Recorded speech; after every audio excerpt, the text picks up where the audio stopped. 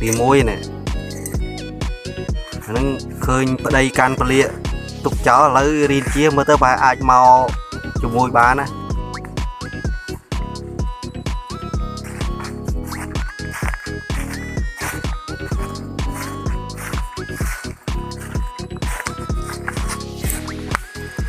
rồi này chia chua sạch lắc xe nhanh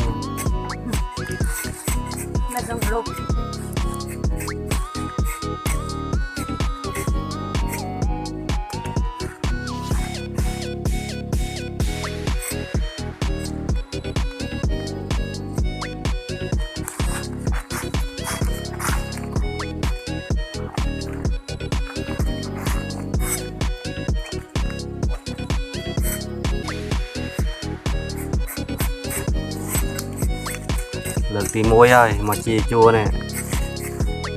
cắn đòn bên lọt chia tiếp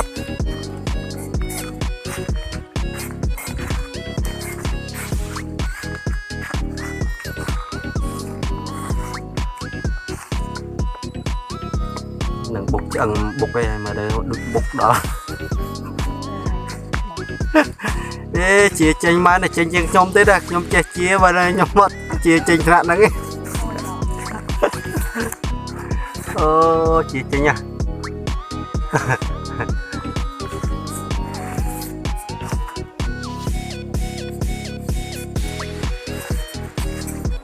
xã chia chênh múa